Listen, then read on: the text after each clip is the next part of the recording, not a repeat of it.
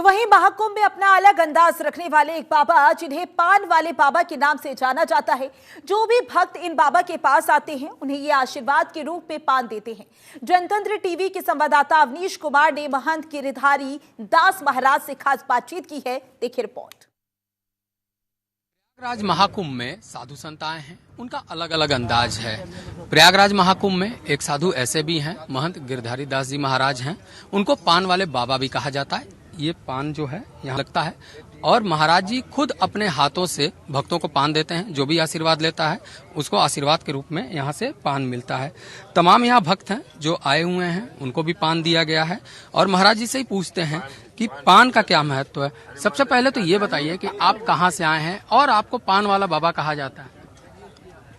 राजस्थान मेरा निवास है, जन्मभूमि भी राजस्थान है और राजस्थान में 4-5 जिलों के अंदर मेरे आश्रम है।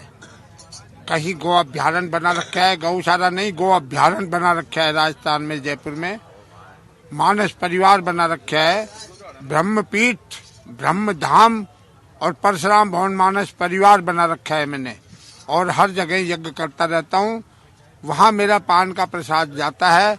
यहाँ भी कुंभ के अंदर आज 5वां मेरे को कुंभ है। ये 5वें कुंभ में मैंने छुट्टी के पान खिलाए पूरे समाज को।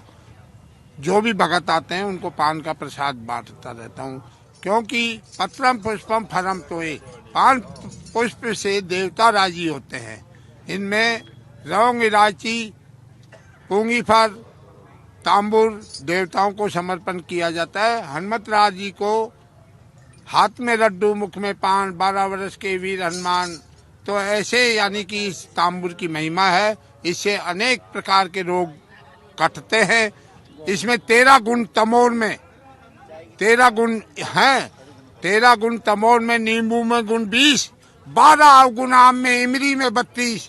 अगर इमली की खटाई खा रहे हैं तो गोडे जुड़ेंगे ही। आज सब घर घर के अंदर खड़ी लैट्रिन बन रही है। ये इमली की खटाई का चमत्कार है। 2 बजे में खटाई नहीं खानी चाहिए, कि दही नहीं खाना चाहिए और ये कई रोग मिटता है। तांबूर इसलिए मैं इसको प्रिय मानता हूँ और देवताओं को प्रसाद है। पत्रम घास और अपने यानी कि दूब और कलश कन्या को देते हैं तो वो पवित्र होता है। और आज माया में हमारा समाज जारिया है, दहेज के अंदर गाड़ी घोड़े दे रहे हैं, तो उसके अंदर हमारा समाज सनातन धर्म विचलित होता जा रहा है। तो इस समाज के लिए भाई पान, दूब और कलश नारियल दे दो और अपने बच्ची की टाइम पे शादी करो। कोई 30, कोई 35, कोई 40 वर्ष में शादी कर रहे हैं, तो उन माता पिता को भी दोष लग रहा है और हमारे सनातन धर्म को दोष लग रहा है।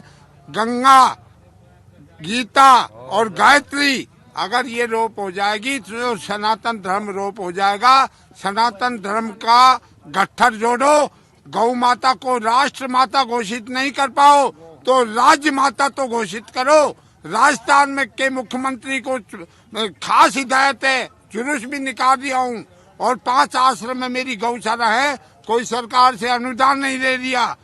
जंगल जो गोचर भूमि है, अब वो बिगर जोरी के आवाज की कहाँ जाए।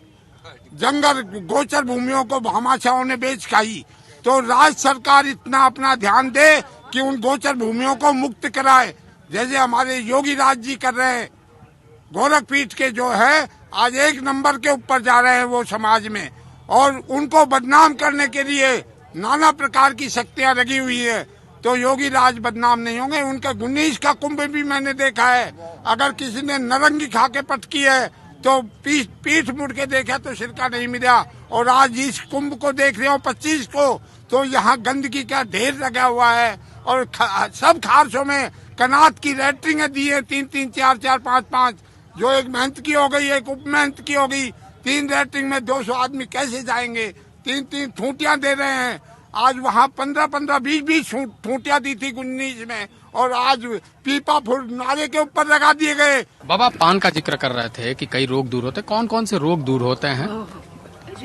कब, कहकार, खांसी, जुकाम छोटी मोटी लग गई, ठंड का टाइम है, रात को कोई उघाड़े में रह गया तो लौंग देकर पक्की दे दो, जुकाम दूर हो जाएगी। ये गर्म होता है। बनारसी अलग है, मद्रास अलग है, बंगाल का अलग है, मीठा अलग है। इसको कहीं पर भी दे दो, किसी को कोई वैसा चेड़ा है तो उसको कुंजा घेर करके दे दो, उसका कार्य सिद्ध होगा। तो ये बाबा हैं पान वाले, इनके जो पान है वो प्रसिद्ध है। जो भी लोग आते हैं यहाँ पर जो पान है वो प्रसाद के रूप में लेते हैं और बाबा कहते हैं कि पान खाने से कई रोग दूर होते हैं। कैमरामैन विनोद के साथ अवनीश कुमार, जनतंत्र टीवी, प्रयागराज महाकुंभ।